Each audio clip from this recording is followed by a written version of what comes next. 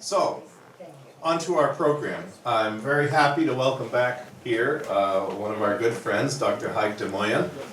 Dr. Demoyan is the director of the Armenian Genocide Museum Institute in Yerevan, and he has held this position since 2006. In the current academic year, he is a Fulbright visiting scholar at the Davis Center for Russian and Eurasian Studies at Harvard. And it's been great to have him here in the area as a regular presence and frequent visitor to our center and taker of duplicate books. Hayk is the author of 12 books, possibly more than 12 books now actually, including the English language publications The Armenian Genocide, front page coverage in the world media, Foreign Policy of Turkey and Karabakh conflict, Armenian Sport and Gymnastics in the Ottoman Empire, and Western media coverage of the Nagorno-Karabakh conflict, as well as numerous other books in Armenian and Russian, and some 40 academic articles. And I think as just those few titles indicate, Hayk is a scholar with diverse interests and both wide-ranging and in-depth knowledge of an incredible array of subjects. His most recent project come to fruition, although it is by no means the only project he has going at the moment, is the massive illustrated book, and it hurts to hold it up, The Armenian Legacy in America, a 400-Year Heritage. This book will receive its official launch later this week at the conference Celebration of 400 Years of Armenian American Heritage at the Armenian Museum in Mission Hills, California. Conference NAASR is proud to have helped organize and co-sponsor, and at which I have the honor of being the master of ceremonies. The Boston area launch will take place on May 6th at the Armenian Cultural Foundation in Arlington. And we don't have the book in the bookstore yet. We will be getting it as soon as we can. It's an incredible repository of Armenian American visual history. There are things in here you've seen before, and there are, I would hazard to guess, hundreds if not thousands of things you've never seen before, many of which you will marvel actually at seeing, because some of them are from Hayk's own collection, some of them are from the NAASR collection, the Alma collection, Project Save, individual collections. He's taken materials from all over the world to put together this incredible documentation of Armenian American history. So it's not what he's going to talk about tonight, however. He is going to talk about his work that he is doing at the Davis Center as a researcher. So please give a nice hand to Hayk Demoyan.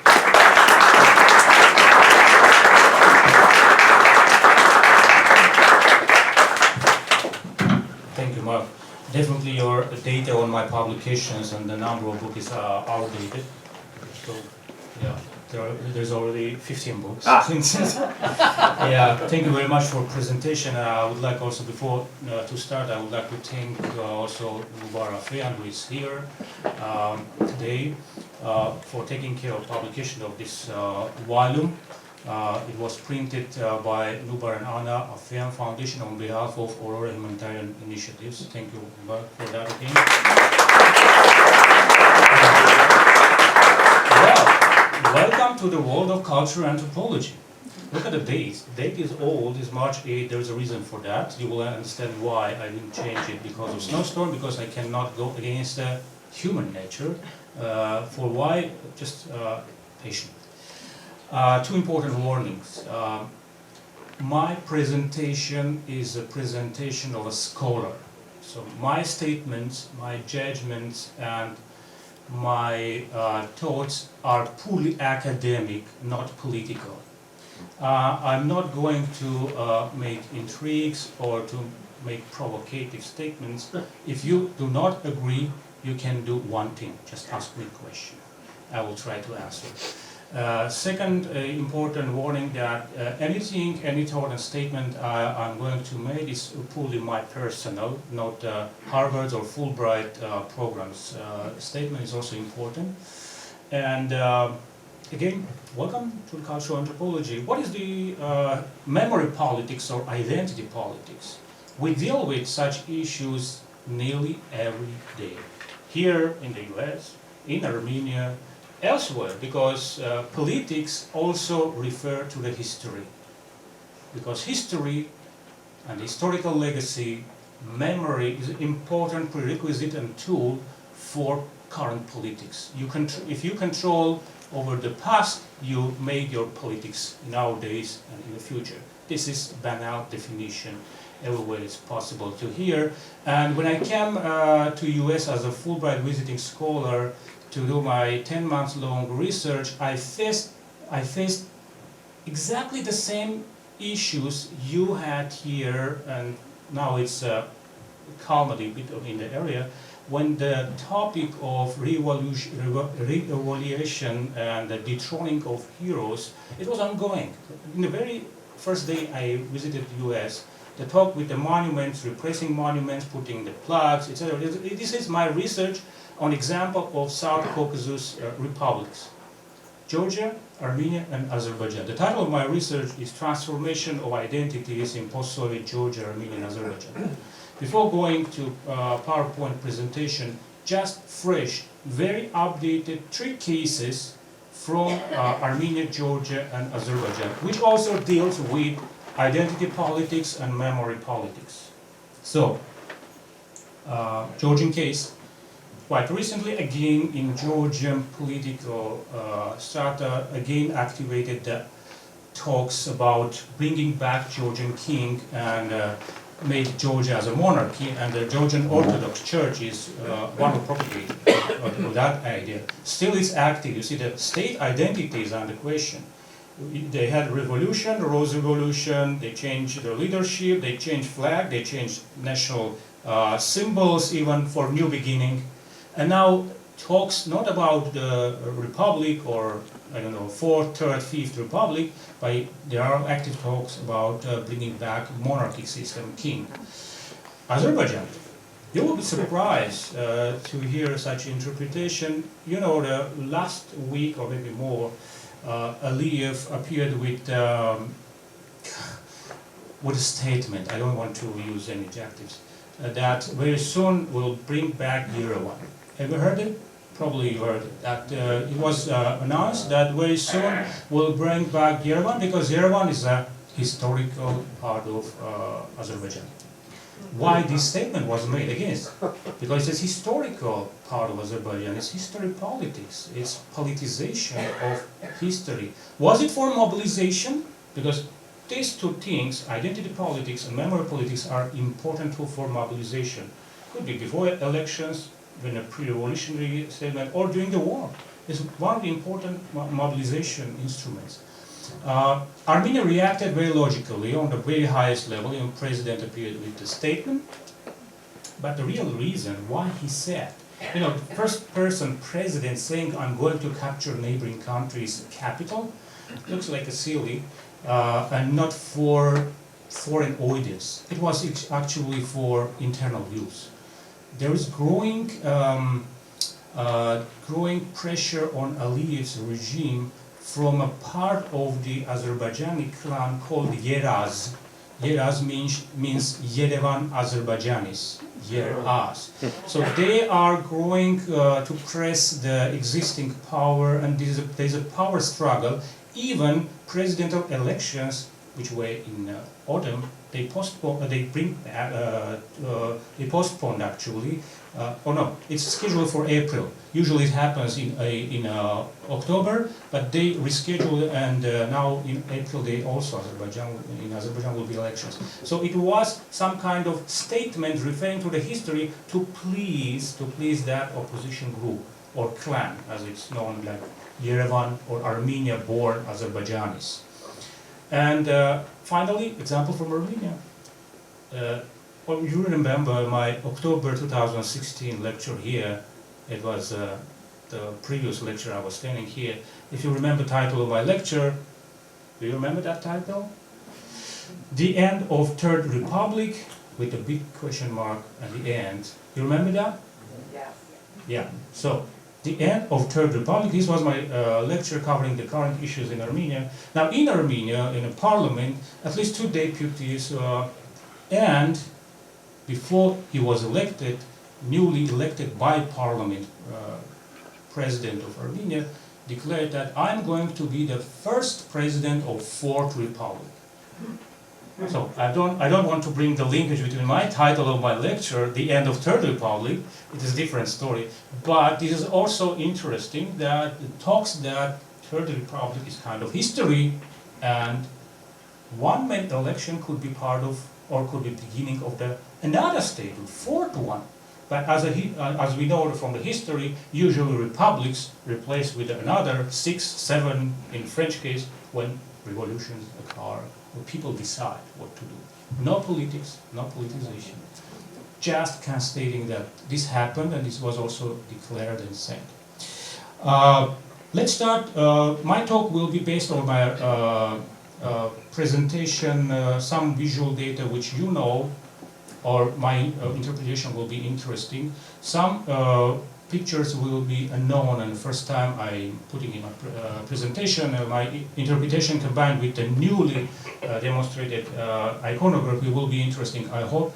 And I do hope this will trigger also a lot of questions. And thank you very much for finding time this challenging day to come for this lecture, postponed even. I see a lot of people here, thank you. So, between myth and reality, modern memory and identity politics of the Armenian world. Well, modern is a keyword here because it's fresh examples. In my study, which is extensive, not only in Armenian case, but also Azerbaijan and Georgian case, but I try to shape the modern examples. You are contemporaries and you follow the stream from the newsline, from the newspapers. And Armenian world is imagined notion. Armenian world is Armenia, it's everything related to Armenians. While former Prime Minister Tigran Sarkisyan heavily used this term Armenian world, but it's turned at the end that it was kind of, imaginations of different kind of gymnastics. There was a period, 70 years in Armenia, with different heroes, with different iconography, different propaganda tools, colors even different. And it was 70 years which shaped a lot Armenian identity. People whom we call post-Soviets, and Armenia is a part of, still with the legacies, mostly, unfortunately, with a bad sense of that legacies. But as a citizen, I was 16 years of that country, there were also some good things. I don't want to blackmail that era, but it was fully propagandistic state, which as a historian, as a old man now, I can say that Soviet Union couldn't survive for longer. So it was fatal decision back to 1917, bringing this multinational empire, this kind of natural empire, of course, propagandistic probably empire, and Armenia also was affected, of course, being part of the smallest republic. Different heroes, different ceremonies, different festivals, etc., etc. This is in Yerevan, formerly Lenin Square. You see a heavily red color because of why you already know. And the Marriott Hotel that time was Armenia. Yeah, it is 1970s photo. Then my starting point is 1987. You will be surprised why. I can cover a lot of things from the Soviet period related to history, politics, and memory politics, but post-Soviet era, I start with 1987. It's a glasnost era, perestroika, Gorbachev is very popular in the West. Armenia is also very proud. We remember, our family also was kind of excited because this new beginning, young leader, because before that were funeral ceremonies. Brezhnev dead, Chernenko dead, Andropov dead. I feel the first class, second class kid, why always this is black and red ribbons on TV? We had colored TV, by the way. Yeah, always a funeral. You see the Pravda, it's a funeral, black strip. Well, then finally, young, 54 or 55 years old guy came, and 1987, out of blue, tensions occurred between Armenia and Azerbaijan. Remember, it's not 88. Karabakh conflict, the Karabakh Movement and demonstrations starting 1988. So what happened? Actually, I have original of this press clip. Bakinsky Rabochi is the main propaganda outlet of the Soviet Azerbaijan Communist Party. Very popular newspaper that time, language, Russian language. It's a June issue of 1987. There was a tradition, propaganda tradition in the Soviet republics. When one republic celebrated some anniversary, for example, 16th anniversary, 15th anniversary, this there was an article in Bakinsky Rabochi dedicated to Soviet Armenia in occasion of 17th anniversary of October Revolution. October Revolution is very important. Well, in Armenian media also there was a coverage of Soviet Azerbaijan, so it's kind of Soviet propaganda cliche to exchange with the articles. What is important, article had no any pictorial except the title, Armenia, Svazvidi Ravnik, in a equals, among the equals, like this. And you see the coat of arms of Soviet Armenia. You see it? But something is missing there. Arad is missing, so it was done purposely. And this triggered a lot of furious telegrams to Baku. Why you are doing this? Well, this was the sparking the conflicts. But in summer 1987, still nothing happened, except many telegrams went to Baku with the protest. So again, history and memory politics. Was it done purposely or not? I cannot say for sure because I have no fact. But the original press clip is from former KGB archive. KGB general kept the second copy of archives in Yerevan, so I bought whole archives for the museum because it was a huge collection of newspapers, Azerbaijani, Armenian, Soviet, and foreign.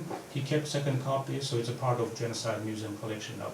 So originally you can see, again, history, politics. Arad is missing, and already the background for the Karabakh defiance. Karabakh defiance. This word I used from Western media outlets because I did a monograph on working in the Radio Free Europe archives in Budapest in 2004. And the book was printed. This was a keyword that time Western media used. And this is a very nice photo, you know, probably with the modern echoes. Armenian demonstrators demanding something, Armenian police looking to the Soviet army soldiers, and Soviet army soldiers with the red stars on their helmets. Well, why forgotten? It is another reason, just jumping ahead. Currently, Karabakh conflict demonstration photos and video footages are not in public television. The reason I can judge that when 100,000 or 200,000 gather in Opera Square and with demands, it's kind of dangerous for modern politics.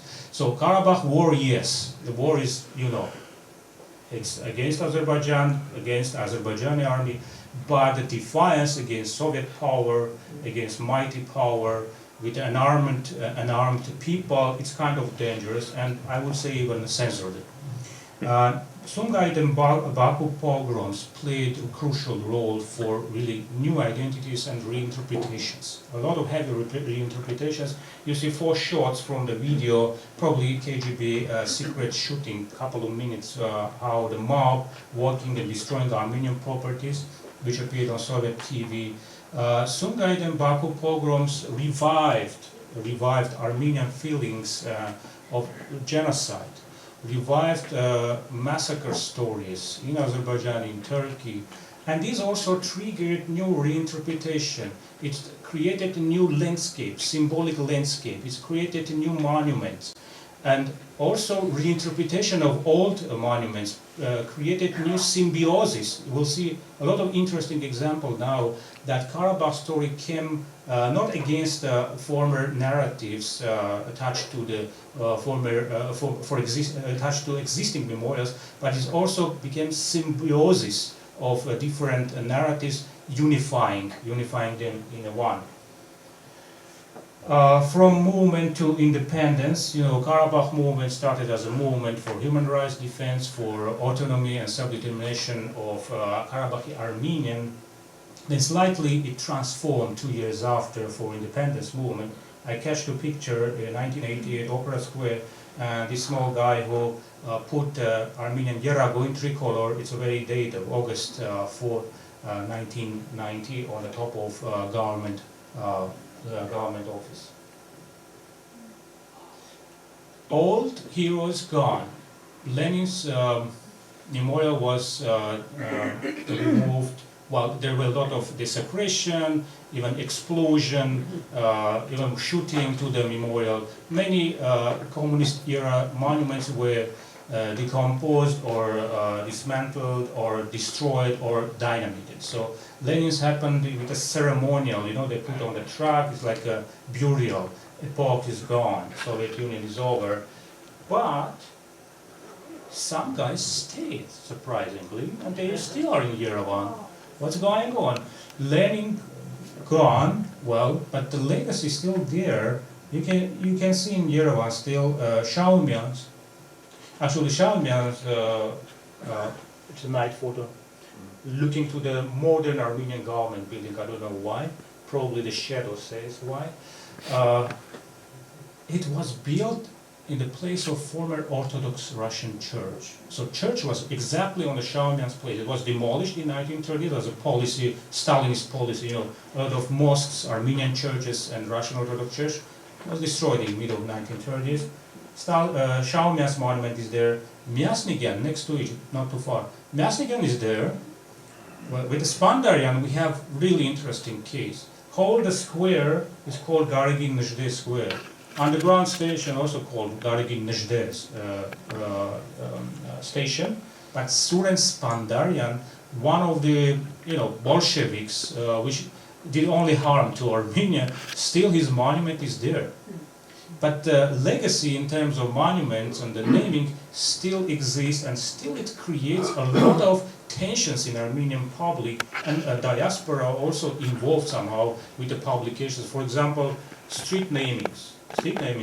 When I came in August, there was a really high discussion to rename Leningradian street with one of the Armenian national heroes, with a Lenin. That's interesting. It's interesting that when Lenin died in 1924, the first city named by Lenin, it was Leninagan, the city I was born. We Armenians always want to be first. You know, when Lenin died, the second day, Alexandropol was renamed as Leninagan.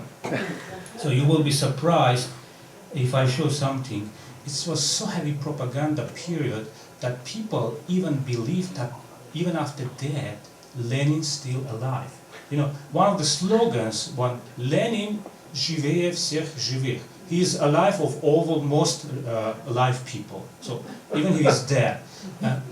This is for my personal collection. You know what it is? This is cover. One guy from Leninagan. It was written in 1920s, late 1920s. He addressed to the mausoleum of Lenin, believing that he will answer. So this was the period. You can imagine. You can imagine what kind of period. But the legacy is still there. You know, the symbolic landscape of Yerevan, and not only Yerevan, but the capital of Artsakh Republic, also is Stepanakert. Stepan Shaumyan's name is there. The region Marduni. Marduni is a nickname of Myasnikyan's nickname, Bolshevik revolutionary nickname. Then, after independence, new history politics. It's interesting that the first presidents of Georgia, Armenia, and Azerbaijan, they were historians. It's really interesting. Or some specialization related to the history. What does it mean? It means that it's important that history politics played a crucial role in the very first months of the independence. And history became a tool for popular interpretation, for legitimation of the power, and also to refer to the historical past in order to legitimize current political situation or decision making. For Levon and Pedrosian's case, I found this beautiful medieval two Levons facing to each other. One is Saint Saint-Denis, you know, after French Revolution, his bones of the last Armenian Lusignan king, Levon V, was thrown in a Sena river. Actually, it's an empty gravestone. There are no bones. Only gravestone was moved from one church to another. In Saint Denis, you can see this town. So Levon Pedrosian, his background, diaspora born, he was born in Syria and repatriated. Family was kind of leftist, communist guy. But it's a raw translation from the, excuse me, I apologize to English, probably not a good one, but in 1992, so on the second year when he became president, a very interesting conference, international conference happened in New York on Cilician Armenia. And he was there too. And he wrote this introduction text to Claude Moutafian's the Le Royaume Arménien de Cilicie. And interesting is wording. He says that Cilician Armenia is in a medieval Eurasian keyword context, and also he says that 1991 is kind of continuation and renovation, restoration of Armenian statehood. Levon king, the last king, and Levon, first president of Armenia. But this is not only a Cilician legacy of the early Armenian independence. Armenian drum, if there are collectors who collect Armenian numismatics and coins, they know that drum is a Cilician Armenian term for coinage. This comes from drachma. It's a Greek word, drachma, which means palm. Palm, it's how you can hold, of course, preferably gold coins. So drum is also a kind of Cilician legacy in Armenia. And Cilicia is back to Armenia later. Yeah, it's a Cilicia, but it's a board following to Armenia. So Cilicia was the first, and then Armenia came. You know, it was heavy Karabakh connection for both Cilicia and Armenia. And the guy who is connecting Cilicia and Armenia, Karabakh guy, is the #1 Karabakh. You know, he was called among the Armenians in Armenia like Zori Magellanovic Balayan. Also historical. Yeah. Territorial administration division of modern Armenia. Again, history is back. Armenia has 10 Mars. Mars is also a term from a Persian period. But if you look, the capital, the central cities of most of Mars, Lori, Tavush, it's from history. Shirak, Aragatzov, it's Greater Armenia Territorial Administration Division's name. And specialists were working to rename all Bolshevik or Turkified names were renamed with the equivalent, old Armenian equivalents. Very few cases or invention of new terms. Usually, those were Turkified, they used exactly the same Armenian name to Turkey. For example, Tsahkadzor, Turkified version is Darachichak, which means Tsahkadzor, which is mentioned in 8th century, 9th century Armenian manuscript. So today is any claim from Azerbaijani side that it's genocide of Azerbaijani toponyms, it's senseless because Armenian specialists simply just translated Turkified geographical names and topographic names into all medieval or well-known Armenian names. Central cities, Vanadzor, it was former Kirovagan, so Bolshevik Soviet period renaming. Gyumri, it was Leninakan. Armavish, again, it was Hoktembeyan, Hեղափոխություն or revolution.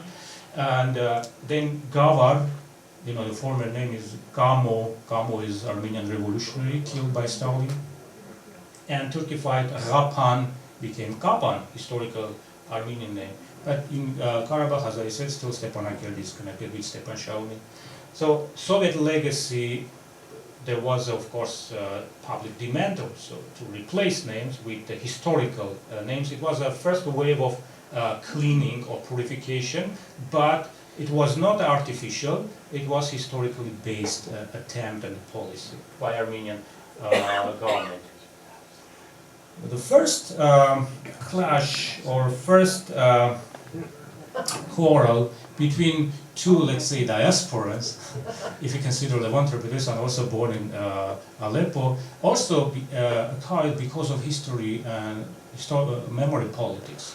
If you remember, in March, probably March or April 1992, right here, you can correct me, Rafi Hovhannisyan, while in Istanbul during the addressing in Balyan's palace, Dolmabahce, he mentioned about the genocide. So it was an early and very hard period for Armenia, and Armenian government tried to balance, not to reject, of course, but country's hopeless situation, war with Azerbaijan, in Georgia blockade, only way to Iran, no roads, and Turkey is the only possible way to connect with Europe. But again, probably legacy of family of Hovhannisyans and the remembrances also became so strong, and this cover really depicts that period, 1992. Of course, the outcome, Rafi Hovhannisyan was removed. He was the first foreign minister of Armenia. Again, this was a position between two people, lawyer and historian, based on interpretation of the history or bringing back it for modern politics. In Armenia, in Yerevan, still you can find memorial places. I use the French very well known term lot de mémoire. Lot de mémoire, it's a memorial place or memory place. In Yerevan landscape, I continue to collect a lot of field materials long before 10-15 years ago, and still I continue to do that. You can see in an English park here one monument which is dedicated to the victims of young communists at the end of Dashnaks. It's 1960s memorial. It's right in the English park next to the Italian and French embassy. But shortly after independence, another stone plaque appeared right next to it. This is in memory of all those members of the First Republic killed by the hand of Bolsheviks. So, it's 4 meters distance, and you have different interpretation of what happened. So this is the mixing signals still we have in diaspora in Armenia, which is also very important to study in order to refrain from politicization and in order to explain history properly for future generation. Because this kind of stuff also brings mixed signals for Armenian generations. The second one is also interesting.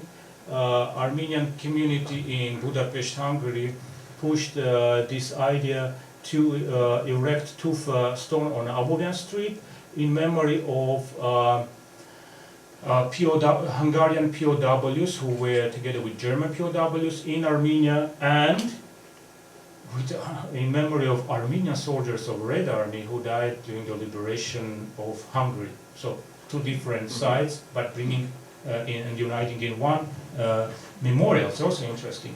Another symbiosis. It's a garden. You see victims of Karabakh War, but also you see the line of those who were involved in Pedervayan Abstanbutum in 1921.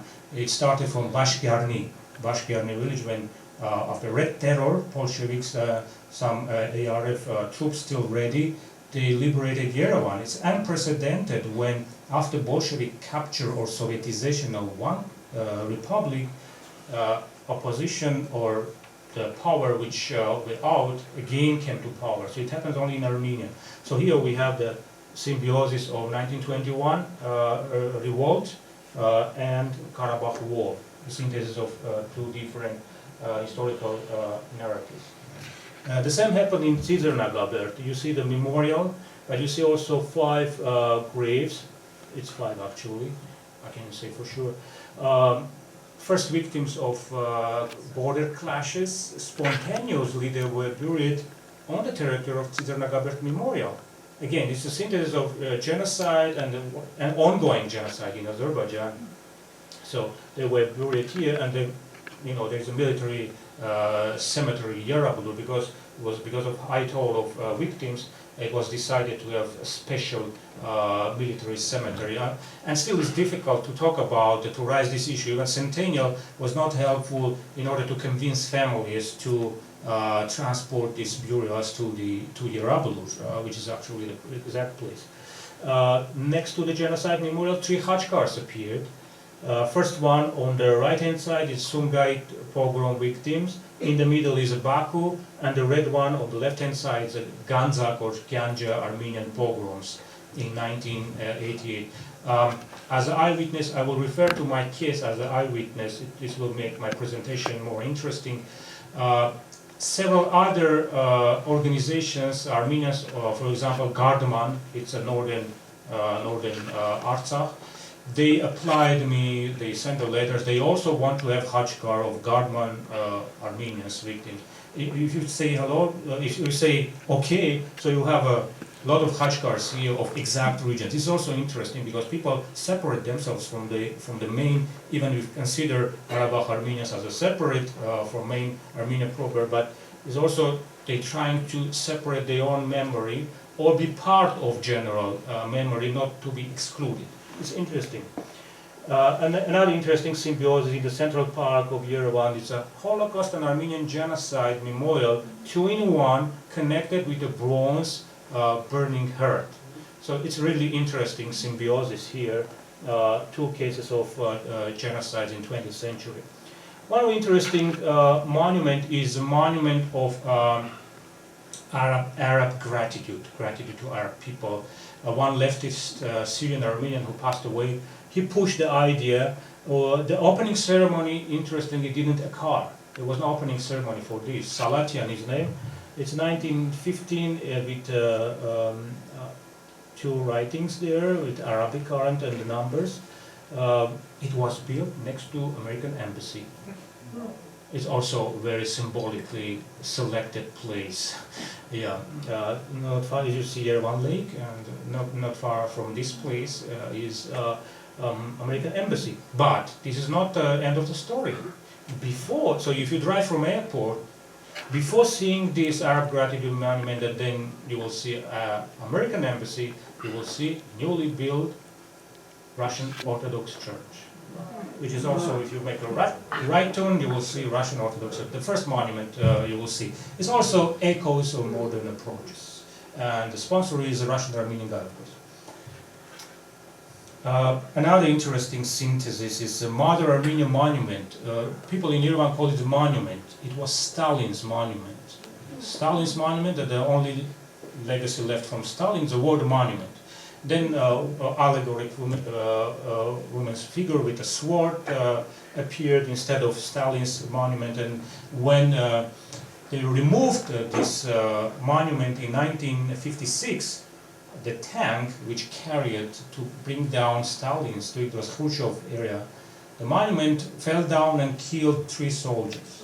So even after he's dead, Stalin still killed in Yerevan. So next to Second World War period hardware, you see modern Russian-made military vehicles. This is Karabakh War came together with narrative of a Second World War or Great Patriotic War.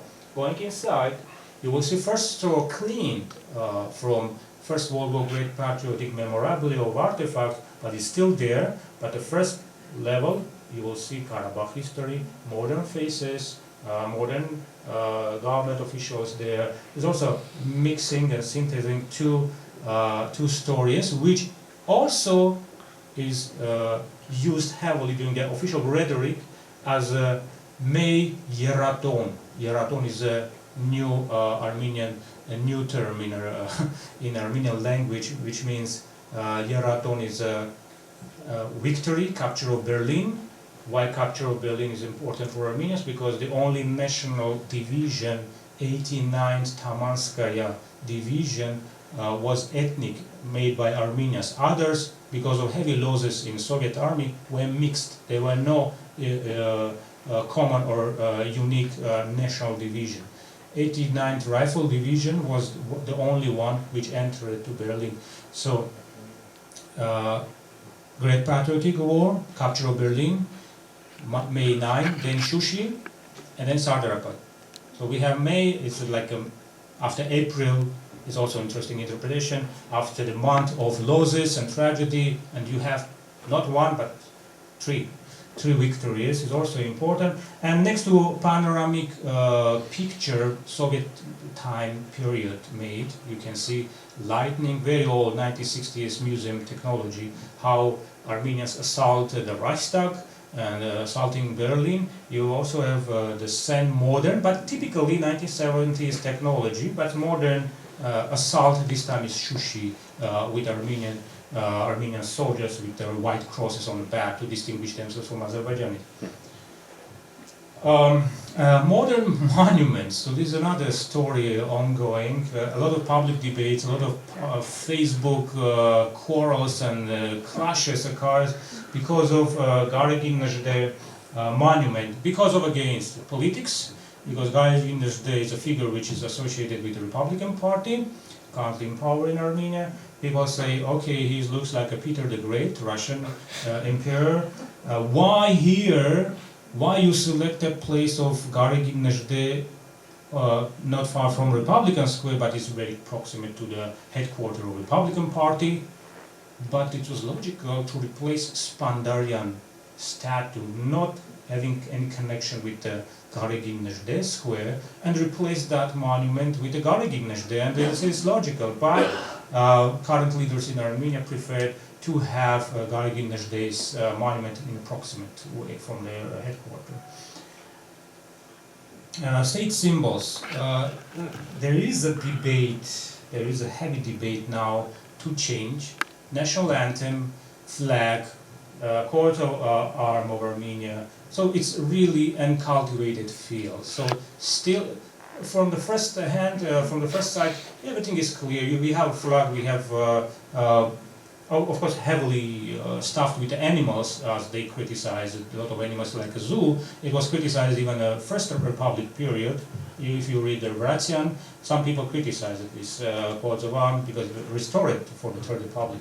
But still, there are a lot of discussion. Even the commission was set. I was involved aside, making my suggestion.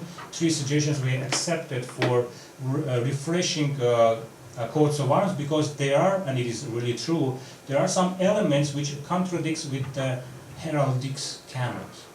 So for lion, for eagle, there are special heraldics symbols you have to follow. Otherwise, it's like a painting. It's not a heraldry. Of course, the composition will be the same as they assured, but Commission stopped working. I don't know for what reason. There are some critics for Yeragun. There are also old generation still wants back Soviet Armenia heraldry with modifications, of course. No circle and hammer, no slogan, proletariats of all countries united, kind of, refreshments. But also Mars, different Mars, still they use Soviet era heraldries for cities and for regions. For example, Gyumri heraldry here, a little bit refreshed. This is former Leningrad coats of arms, accepted in 1980s. Until recently, it was discovered that the lion, symbolizing Bagratuni kingdom, it was a computer smiling. All government offices use it. Now they change because 3 years ago, a small group of NGO with some people involved, they heavily disseminated the corrected version with no smiling over there with a lion. Another refreshment. Why use money? Why to waste money when you can refresh old one? So Stalin period, pioneer 1920s monuments now became something between pioneer and a scout, Boy Scout. While the monument is there, red tie is just painted with the blue one. So it's not pioneer, but wait. Probably the third way will be, this guy also will be designed like a pioneer. Let's wait and see. And also Russian-looking guys with the Kalashnikov.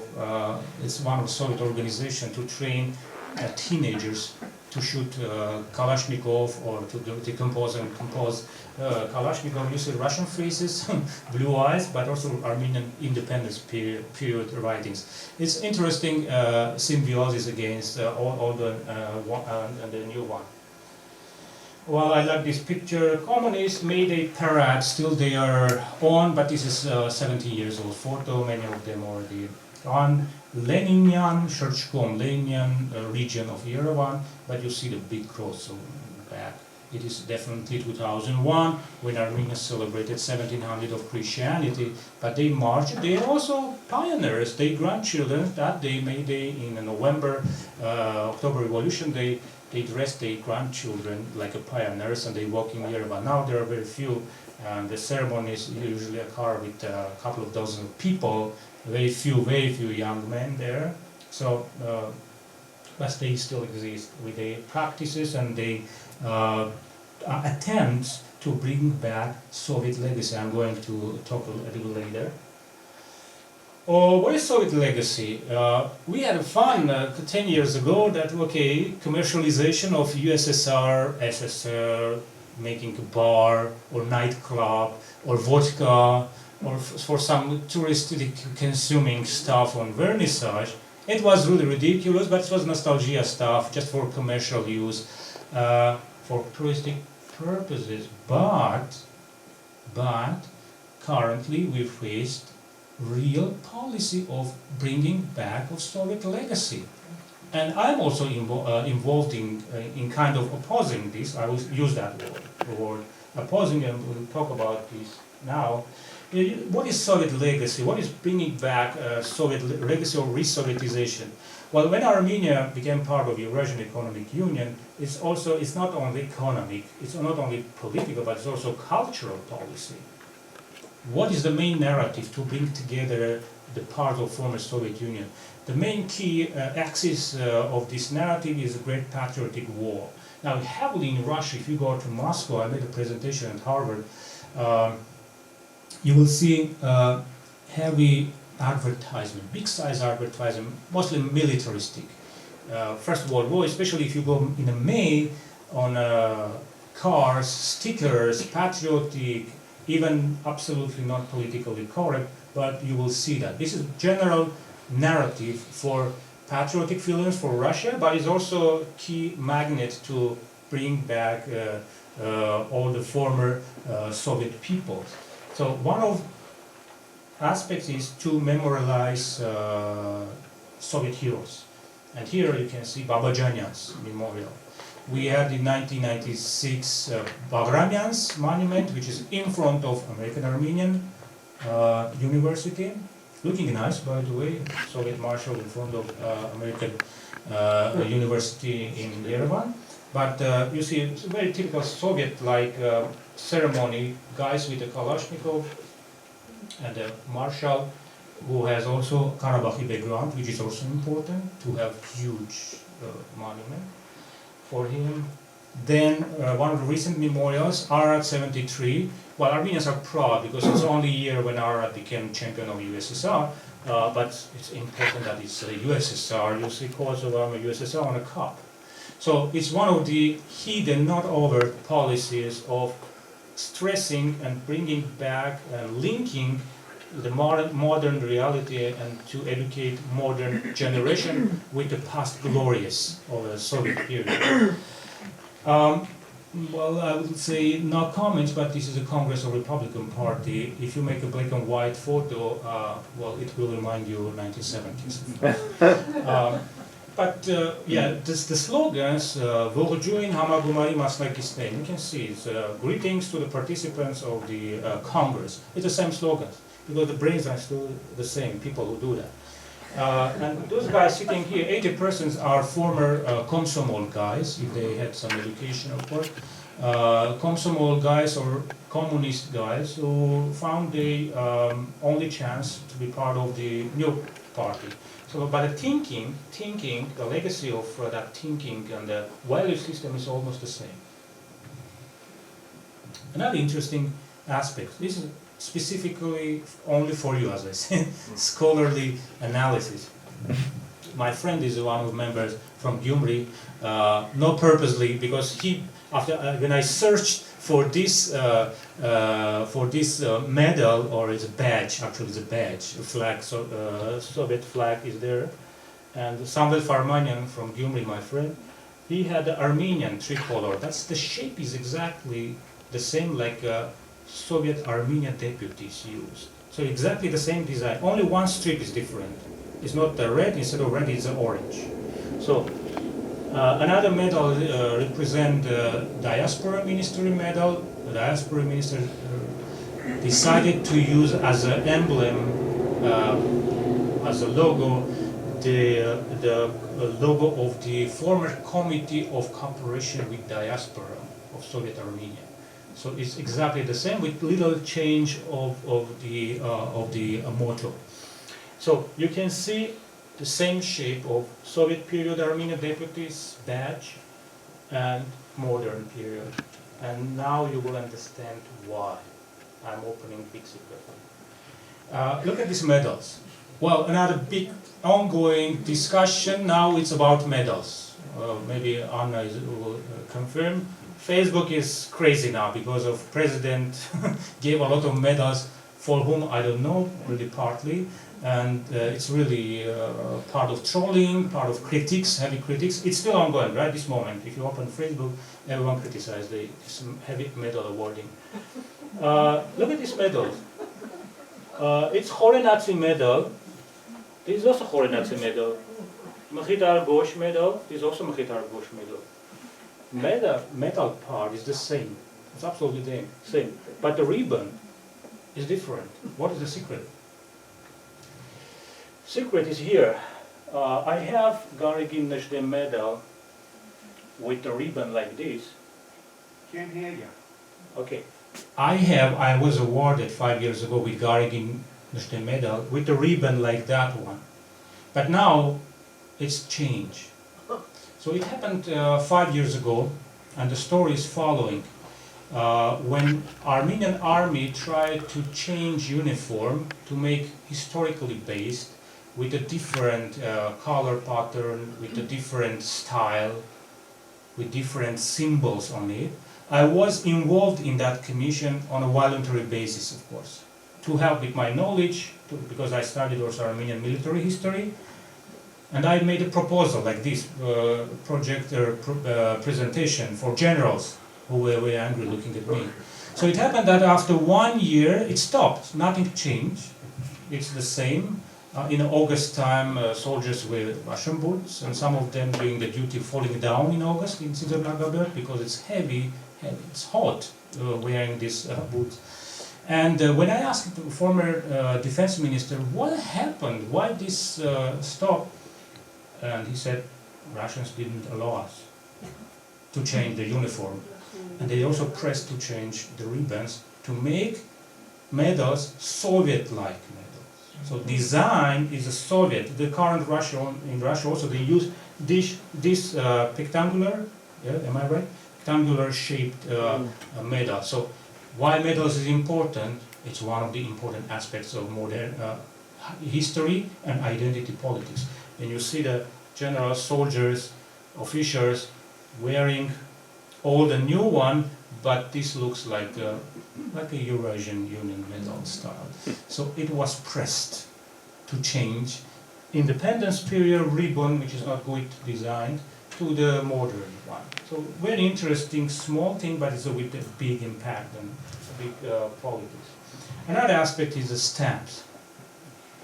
I was in a board of Armenian philately attached to the Ministry of Transportation, but soon they kicked me out. Last year in January, politely they say, okay, you disturb us, go, because you stop and you block our policy. The policy is that I opposed why Soviet period spies are important for modern Armenian postal service to issue stamps dedicated to Soviet Armenian, with Armenian background of course, but they did nothing for Armenia. My explanation, why do KGB spies important for modern Armenia? Are they heroes? I tried to press, but after politely kicking me out, they issued this spy collection, 5 of them. Yeah, and then of course Marshal Loganov still is contested. Guy is Armenian or not? It is still contested. But look at the face. Look at the face. Yeah, it's really terrible. Wow, now the eyewitness Mikoyan story is one of the stories. As you know, 4 years ago, it was discussed in seniors meeting, the Yerevan seniors mayors. I was mayor's deputy for 4 years. I witnessed a lot of wonderful things. And recently you witnessed what happened, not so good things which happened during the session. It was discussed, and when I saw that it is listed that we are going to vote for Mikoyan, I said to the guy next to me, he was a Sambat Laputin chess player, I said, what? Mikoyan? Are you crazy? I'm going to vote against. And he said, okay, calm down. He was thinking that I'm joking. And then it was put on the vote. Everyone said, okay, Mikoyan, okay, we just erect. And it was designed to erect on Mashkovsk Avenue, right in the center of Europe. And I pushed the button and said, how you can erect a memorial for murderer who killed thousands of lives and asked extra votes, extra quotes for destroying thousands of Armenian families. Journalists were shocked because it was not, orchestrated. It was suddenly ad hoc decision, and you can hear only part of what I'm saying, because when they switch on the cameras, first part is missing. So how you can, the murder is missing. Then I try to explain that are you familiar with archive documents? So I only voted against, because other 40 guys there in opposition, they were for it. And of course a lot of mass reaction occurred because of that. Monument was designed exactly the same monument like it is in next to the Kremlin when Mikoyan is buried. So exactly the same copy it was decided to bring on Mashkovsk Avenue, right in the center of Europe. The second story happened when I was here, and probably some of you read my article in Mirror Spectator, Armenian Mirror Spectator, on shutting down the exhibition on Stalinist Gulag and Armenian victims. It was hosted by Tumanyan's museum. Why Tumanyan? Because three sons of Tumanyan became victims of the Stalinist purges. And deputy, of course it was under pressure. I can show that pressure was from one of the embassies in Yerevan. It was shut down, and deputy culture minister explained in that way that we have to look to the history from the different angles, and we have to be honest in front of the history. This was very politicized exhibition. That's why Minister of Culture decided to shut down this. Well, I tried to support my colleague. She was alone, director of Tumanyan, Narine Tuhigyan. I felt my responsibility to react because I also understand the power of my word. That's why I reacted in a written way, not only writing on Facebook or saying something like a statement. They reopened because there was a public pressure. They reopened, but this is one interesting case how the modern politics on a global level also touched the former Soviet legacy to bring it back. This is kind of a nightmare you never could imagine in the early and hard years of independence, that someday these stories, these narratives will be back together with heroes of that period. Okay, I'm going to just to cut because I'm following the time. It's 40 minutes.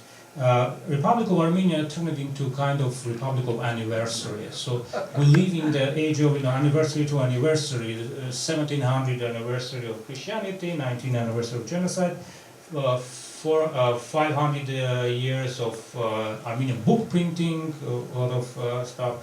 Centennial of genocide also important. This year, we have a lot of important dates. Centennial of First Republic, 2800th anniversary of Yerevan, centennial of Homeland is also scheduled in Yerevan, a lot of things, and of course 400th anniversary of arrival of first Armenian in America, not related to Armenia, but I think we have to do something for Armenia. Probably guy came from Yerevan, you know. Well, centennials was very interesting. Probably this is a topic for separate talk. I'm not going to open many layers of this. So what happened? Very interesting to follow. Again, I'm not politicizing. This is a very sensitive issue, how diaspora and Armenia try to work together. It was overt, even covert competition, kind of. But first time, all possible forces were in one commission. Commission was set by Armenian government. This made some interesting reservations during the works of the Centennial Commission. I personally offered to keep this structure during this third meeting of the commission, because I was a secretary responsible for the secretary of this commission, responsible for organizing all commemoration events. And shortly after the centennial was over in 2016, President declared that Pan-Armenian Union will be formed, but they failed to disseminate the proper declaration. What is this? And during the 6th Diaspora Armenian meeting, so only declaration was about the intentions, but not really exact paper. Also, I submitted myself the structure, how it in my region could be as a Pan-Armenian Union organization. One of the interesting things which happened, transformation of Forget-Me-Not. Forget-Me-Not, honestly, I have to confess, I had reservation. Yes, I had reservation because initially it was only flower. At the last moment, when he decided to make a universal symbol of that year, I insisted to put a memorial, 12 blocks from above. This is element I insisted to add in order to differ, because that year U.S. Postal Service issued a stamp, Forget-Me-Not, dedicated to missing children. So there are also some symbols for other organizations too. But what is interesting, last year when I met with the president before leaving for US, he said, "Hayk, see this? I will carry this forever." So he has a special design for Forget-Me-Not. But the interesting transformation occurred with Forget-Me-Not. Now all members of Republican Party, they also carry Forget-Me-Not. So now this badge or this pin has another connotation. It's a kind of political loyalty. It's a kind of belonging with the president. So this is what happened. Yeah, you also, you have to be careful with that. Yeah. Another interesting diaspora Armenian dispute occurred with the protocol. Protocol revealed, if you look from the perspective of cultural anthropology and memory politics, leaving aside this, who was responsible, it was good or not good, who is the wrongs and not. It also revealed some interesting aspects, taboos we never touch and talk. While Armenia should follow recommendations of diaspora, what part of diaspora should be decision-making, a lot of public rhetoric, interesting rhetoric that Armenians in Armenia cannot understand what is genocide because we Armenians in diaspora suffered. So it was selective memory clashes, you know, and it was said on the highest level. And this protocol period, it is interesting in terms of how we refer to the tragedy we passed through. What is genocide? I really heard some, I'm not going to use some adjectives as I promised, interesting from scholarly point of view, expressions. For example, I said how you can distinguish the victims of modern Azerbaijani territory or victims of 1918 Baku massacre, 10,000 died, or Armenians 200, according to Bolshevik data, 198,000 Armenians on Russian Armenian territory were killed only. So bringing together nearly 350,000 Armenians died during the Ottoman invasion and Kemalist invasion. Well, when I was in Beirut, they explained that, okay, they are not victims of the genocide, they are victims of the war. Well, another interesting case, it was when a guy, again from Beirut, came and said, Ad ումին իրավունքով հայաստանցիները ջարդի թանգարան ունին. On whose right Armenians living in Hayastan, they have a genocide museum. So this is interesting. This was a protocol era clashes. This also revealed how we are not prepared to interpret properly, because it's a matter of education. Still, we have very big gaps in education, especially in textbooks. How we write, even eyewitness, we modern generation, if you write how it is written history for young kids, you will be terrified. Recently, there was a critics of Armenian textbooks in the parliament hearings last week. So protocols also opened up all these hidden taboo issues we should discuss, of course. And this protocol era also opened not so hidden opposition between Yerevan and what we called in the Soviet period or after Sovietization of Armenia, anhayrenik pedutsun. Have you heard this expression? Well, probably who have connection with the ARF in diaspora. Well, the concept is state without homeland. If Armenia is Sovietized, we must be a state without homeland for a while. But the cliché thinking of that period still prevailed, even after the declaration of independence. Still, no politics. This is my judgments. You can discuss it. You can not agree with me. Just be critical. Two quotes from Harai Marukian. It's interesting. 1991 period. One is from Armenian International Magazine. Another one, just first time, was said by Vazgen Manukyan, first Prime Minister of Armenia in 1991. He said, after Armenia declared independence, Harai Marukian with some ARF guys went to the office with a couple of people from Hayot Hamazgain Shajum, Levon Pedrosyan and his associate. They said, okay, you can take care of this country and we'll take care of diaspora. This is one of the mindsets, interesting mindset, that we are still not with you, we are not united, but we will take care of part of Armenian world.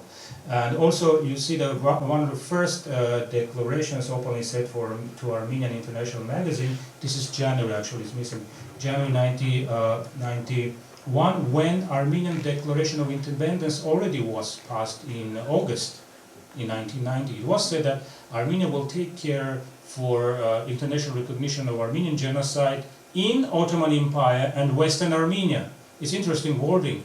Ottoman Empire is separate and the Western Armenia is separate. But it was said that simultaneously with Karabakh issue, one, Vaspuragan, another issue also must be raised. It was a difficult time for Armenia, by the way. So what's interesting with this anhayrenik pedutsun, or some cultural aspects of that notion, of that interpretation? Let's take a historical document, Cilician period. So my theory, my analysis on the Cilician connotation. Cilician kings signed with red ink, as you know. And you see merchant documents issued by Armenian King Levon in 13th century. Levon Thagavor Ihar Hayot. And you see also conduct issued by Aram I, who heavily practice historical politics in a current official rhetoric and church rhetoric. You see two lions on the top of the conduct. It's a symbol of Cilicia. Two lions is a state heraldry. And Aram Veapar also preferred to sign with the red ink as echoes of the Cilician period. Awards of great house of Cilicia, Catholicos. Imagine that the first three decorations has no any connections with the religious topics. It's well, the first one is big cross, of course, but if you in the middle, big cross, and you have a Cilician knight and Cilician prince, one of the highest with diamonds, etc. Cilician prince and Cilician knight. There's no any connection with religious topic. No? It's not a Saint Grigore Savoric, or it's not a Saint Submashtot or Subsarkis, etc. It's also interesting, and you see also the crown of Cilician kingdom. Et voila. Well, Aram Vyapar is not a spiritual leader, but he's also kind of also a secular leader. It's not abstraction, but it also has some symbolic value. When you follow the ceremonies, non-official anthem of Great House of, I like very much when they sing, while in Berlin, in Beirut, during the meetings, general meetings, Aram Vyapar and clergymen, they sing the very important song, you know what? Yepur Bat Swing, well, it's also, and the museum there is also called Cilicia, and recently Aram Vyapar also launched this internationalization and opening the case against Turkish state for bringing back cis Catholics. One interesting aspect of the centennial is a merging or attempt to bring together, or it's a synthesis, or maybe I will use this as a moderate rivalry between Armenia and this, or saying this Yerevan and Beirut, is bringing Tzidernagabert and the notion which appeared, Spurki Tzidernagabert. Have you heard that? First time this expression appeared on the pages of Azdag in 2015. When I read the article, immediately I called to the editor, Shan Kandahar, he's my friend, very nice guy. I said, Shan, what's going on? What's Spurki Tzidernagabert? You say that Aram Bezigian, a businessman, supported to renovate the area in Big Fire, summer residence of Aram Vyapar, and also Antilles supports Nahadagat's Madur, Holy Martyrs chapel also was renovated. And you can see synthesis of Big Fire monument with Tzidernagabert. I was in Beirut back in 2013 as a state secretary of the State Commission when all Middle Eastern countries, Armenian communities came to discuss what kind of memorial events to schedule for 2015. And it was a logo like this. You see, Yeragoin connecting Tzidernagabert with the Big Fire memorial. I didn't pay attention. I said it's very nice, probably Yeragoin and it. And then you can see a prelacy on the territory of Prelacy Church in Los Angeles. Tzidernagabert next to Big Fire monument. Also interesting is that suppose now Dagat's Madur was refreshed, and you see the elements of Tzidernagabert. The skulls you can see put in a obelisk, like in Tzidernagabert's obelisk-shaped construction inside of the memorial, and there is a fireplace looking like 12 blocks surrounding it. It's also synthesis, Tzidernagabert in supposed Nahadagat and Antilles. But what is interesting that Vyapar also during the interview I heard with this air, they said, finally diaspora has its own Tzidernagabert. And I understand that this is kind of a very planned policy of not attaching diaspora to Armenia with the memorial of Tzidernagabert, but to have our own Tzidernagabert. And one of the explanations what I'm thinking on that way is the next, which is on the cover. Now, if putting in the same context, now finally diaspora has its own Sardarapat monument. So because Sardarapat is exactly the same stone, exactly the same model, it's in a Big Fire residence. So, well, it's interesting because if you are not able to come to Armenia, we have exactly the same memorial with the same stone masonry, but again, the cliche, the way of it represented is diasporas, Tzidernagabert. Because if you exclude that Echmiadzin, because you know the situation with the church, because Echmiadzin cannot be unified symbol for all Armenians, yeah. But Tzidernagabert it is. Tzidernagabert is not a question. It's one of the, it's the main monument by default, represented and accepted by Armenians. And the design of Tzidernagabert memorial is repeated in many memorials worldwide. But the very expression of Spurki Tzidernagabert, and finally we have, is one of interesting from the point of view of cultural anthropology. One of the recent issues of Hellenic, when Aram Vyapar issued conduct and announced, interesting, this year is announced the year of independence. Well, religious leader Veapar, residing in diaspora, he declared the year independence, which is connected with the state. Of course, the First Republic, and we understand why. Interesting is the text. When you read, one of the first names mentioned in conduct, special conduct, it's Garigin Hovsepian.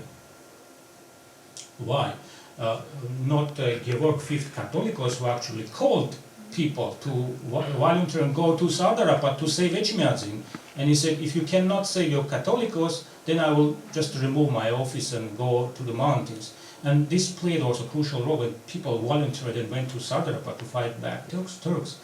But the Garigin Hovsepian is mentioned because he was one of the Catholicos who participated, until yes, of course, Great Dome of Great House of Silica, who participated in Saudi Arabia battle. So again, shifting the narratives, bringing first Garigin Hovsepian.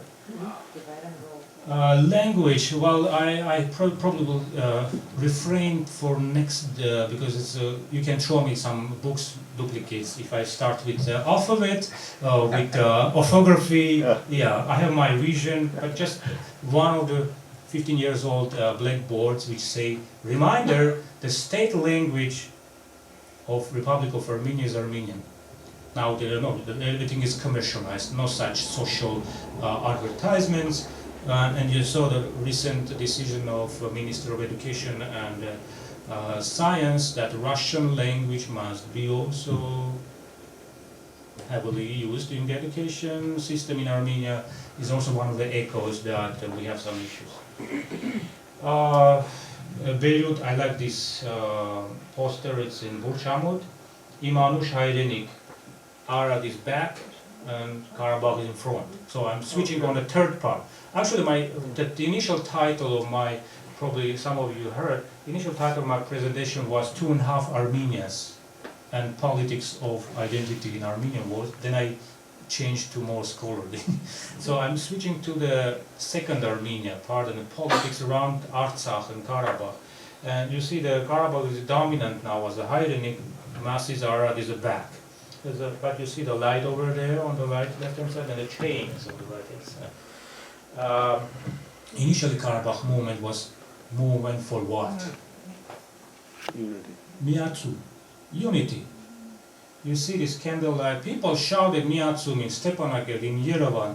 They assaulted Soviet soldiers with empty hands. Miatsu, it was unification. All documents in 1988-89 of Soviet Armenia Supreme Soviet. It was for unification. Vera Miavolun, Miatsum. But if you follow February meeting in Stepanakert, actually they made their own logo of 30th anniversary of Karabakh Liberation Movement. If you follow all the posters, everything about Anka-Artsakh.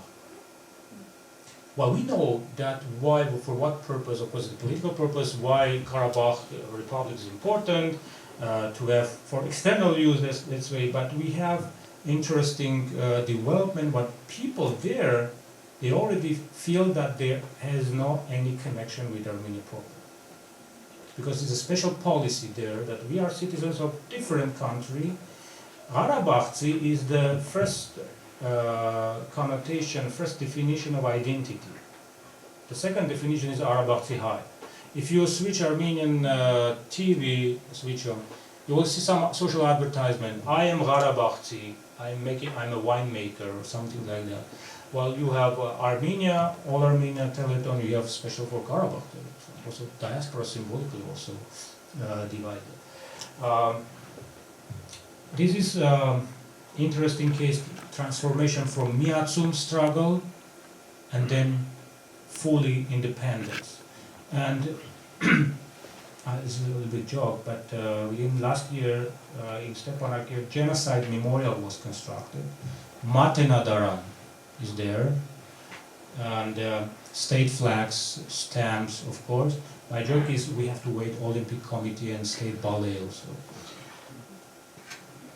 Interesting shot when power shifting, also bringing two presidents from Karabakh, they came also with values, which also leveled some values of independence period, because two presidents, 20 years, Robert Kocher and Assert Sarkisyan, they came from Soviet Azerbaijan, and some values and the thinking, of course, also had some impact in Armenia, and there's some clashing potential.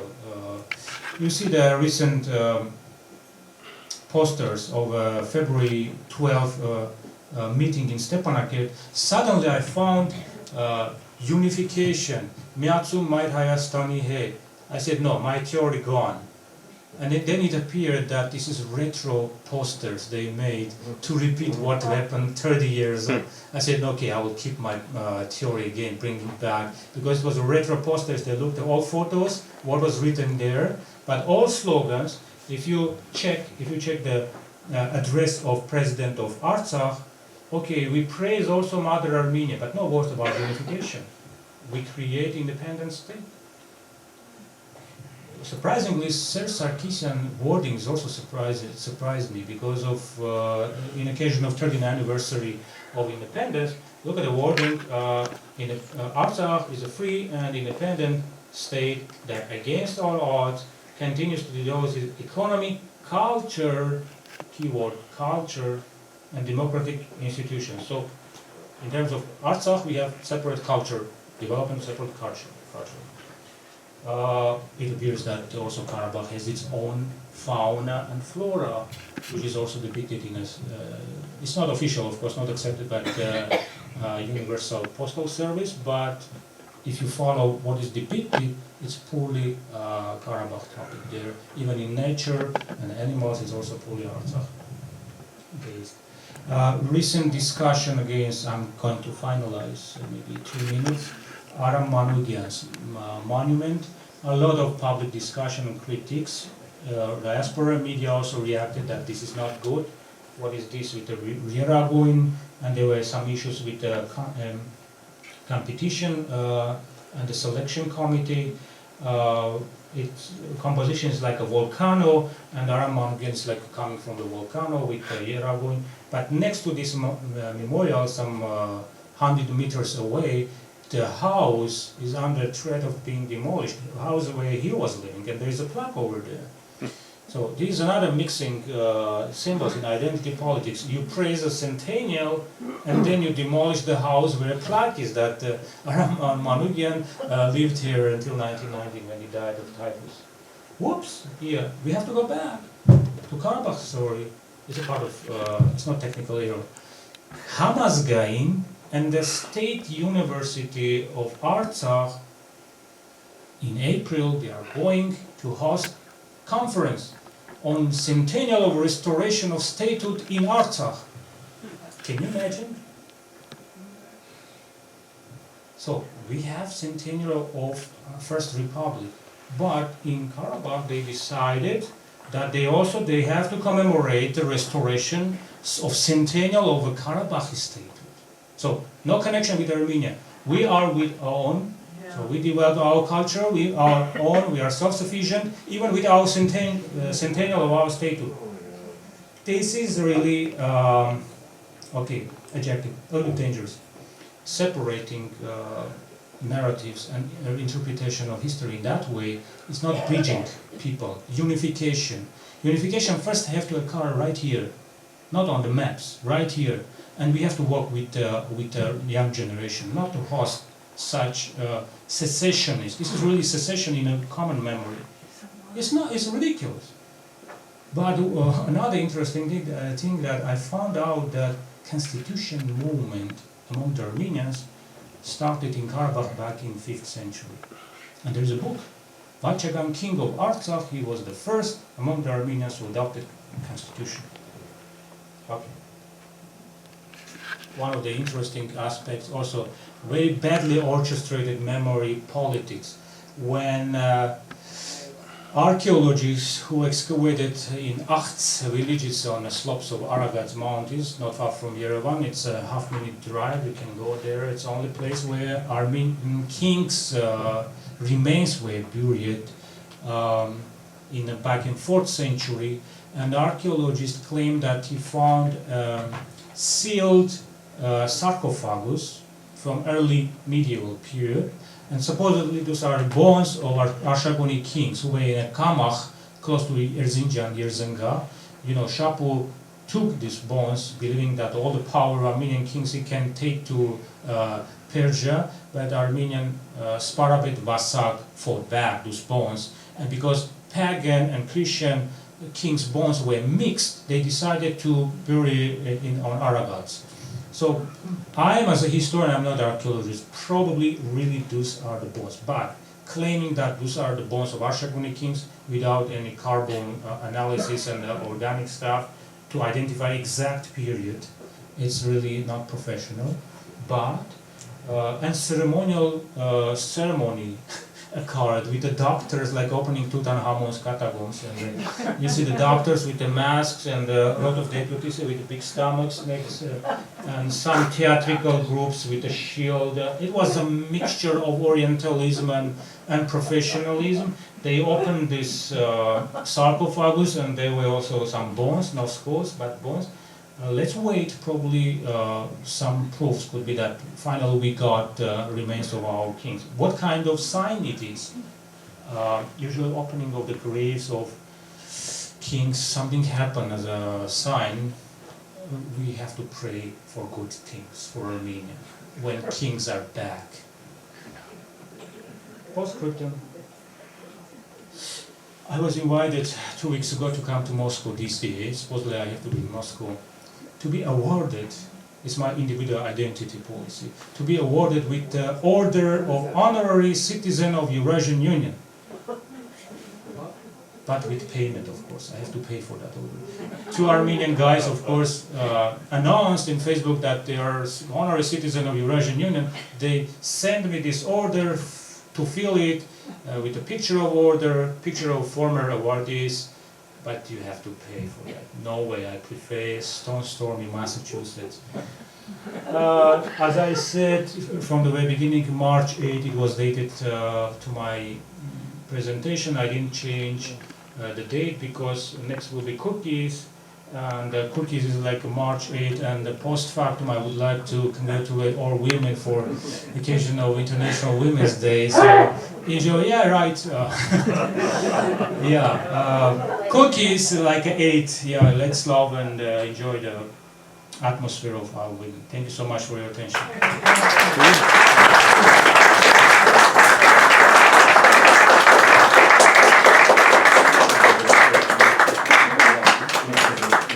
Get through your entire speech. Well, this was my speech, but I forgot about it. No, don't go away. Take some questions. Take some questions. Oh, sure. Wow, look at all these people. I was so excited for International Women's Day, I forgot to put it. In the back, sir, yes. Yeah. Well, thank you for this presentation. As you remember, I was here last time you came. And, well, I have a question. What's happening?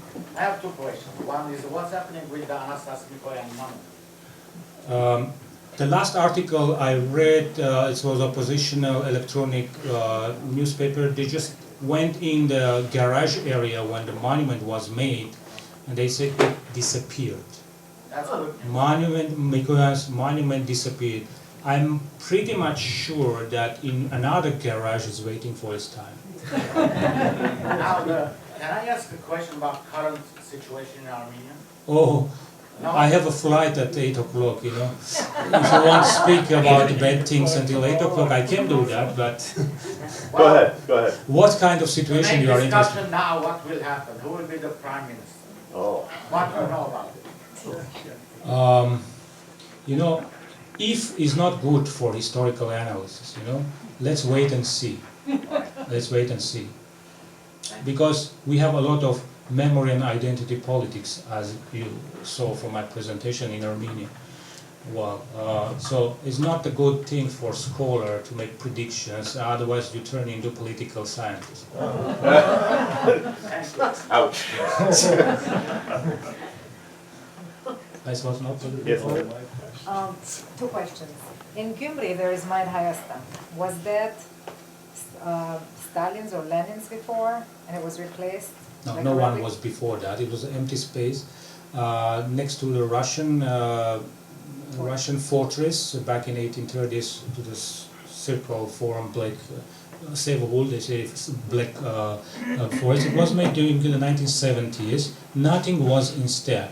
But really interesting is that when Nezhde's monument was erected in Yerevan, there was a huge critiques from officials in Russia. Even spokeswoman of Foreign Ministry of Russia reacted, saying that, okay, Nezhde is collaborated with Nazis, how you can do that? Of course, the main narrative is that Nezhde was successfully fighting against Bolsheviks in 1920 from Azerbaijan, who tried invading Sunni.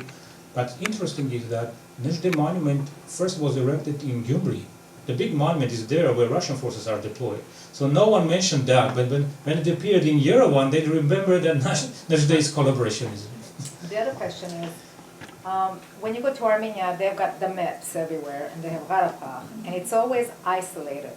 You know, we have captured all these lands around it and united with Armenia, but they still stick Karabakh like a separate island on the maps.